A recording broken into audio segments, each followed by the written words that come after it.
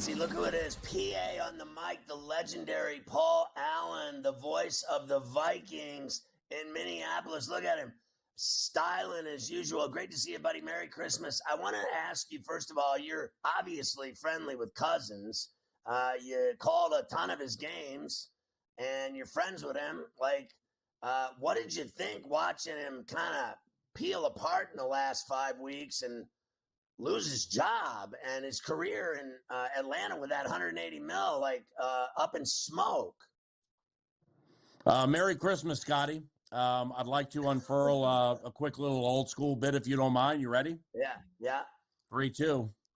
How can I be the man? You the man. You don't want to start the man with the man with the man. Haymaker. Now that's for the old school K-fan and the KMBR people. All right, 3, 2. Yeah, no doubt. I called all of Kirk's games when he was here. He got better every single year. His 25 games with Kevin O'Connell were fantastic. He was on an MVP pace last year. Then he popped the Achilles at Lambeau. And the situation in Atlanta is, just think Sam Darnold, okay? I mean, Kirk is markedly more accomplished than Darnold. But just take what Darnold has done this year, basically, having struggled the majority of his career, go to the other side when you leave the O'Connell covenant, because the coaches here are high end, and you have Justin Jefferson, Jordan Addison, TJ Hawkinson, Aaron Jones, and so on. Well, Kirk doesn't have that anymore, and that's no affront to. I love Darnell Mooney.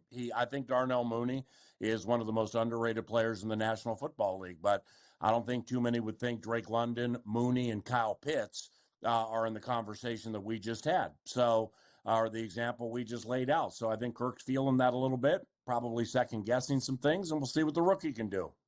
So do you, what was you have to be jacked that they caught the Lions and where they're sitting and their record, and as they go to Lumen Field this week, that they have caught the top team, and many believe in the NFL and certainly in the NFC. I'm not sure I buy that. I think Philadelphia has something to say about it, and so do the Vikings. What's your feeling about where you are right now? Oh, it's fantastic. It generally speaking, doing the 9 to noon K-Fan show, and like you do here coast to coast and a lot of radio people, they'll understand that into the season, the audience, especially from a team's play-by-play guy who has a radio show, there's a certain expectation for a record prediction.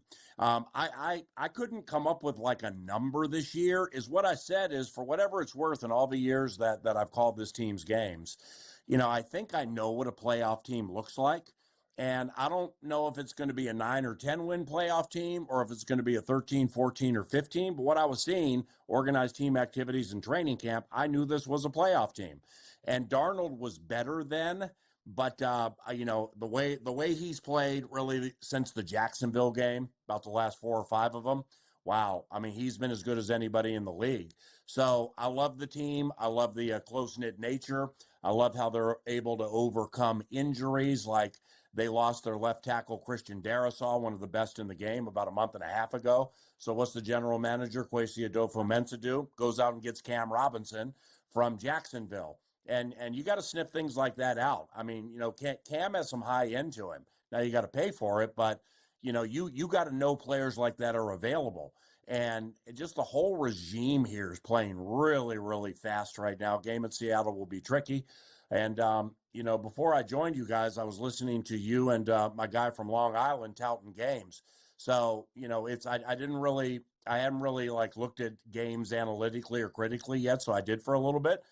And as the Lions go, all right, and the Lions are one of my 3 favorite teams in the NFL. I've always liked them.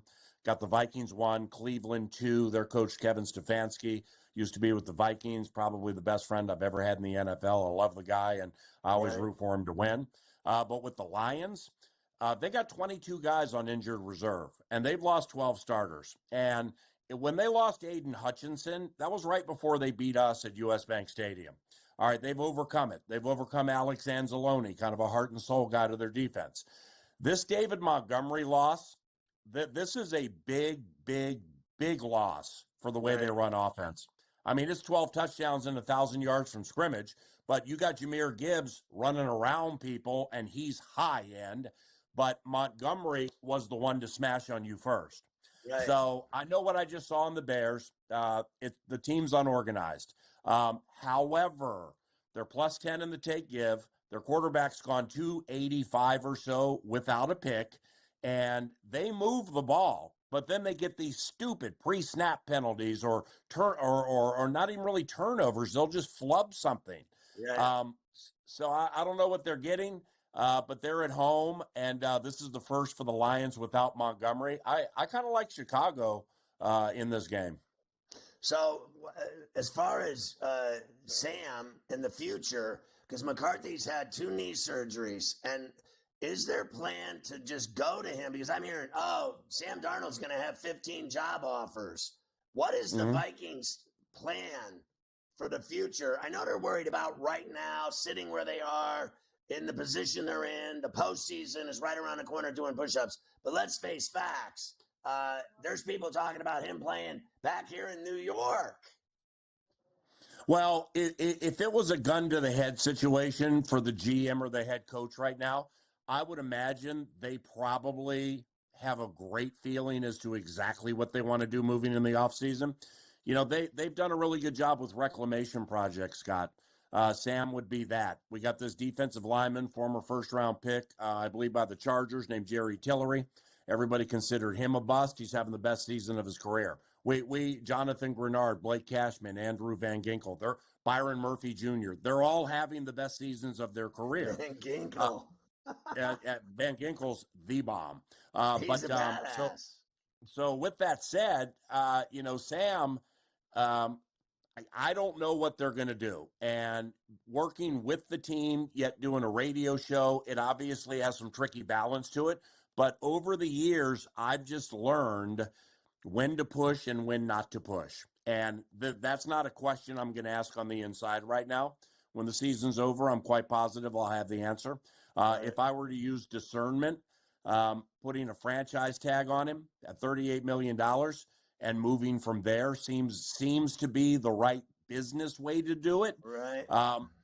Because if he's really going to get 35 a year and some Cousins ask 100 million promised, I just don't see it happening here, because we have another reclamation project, by the way. You know who he is. You're based in the NYC.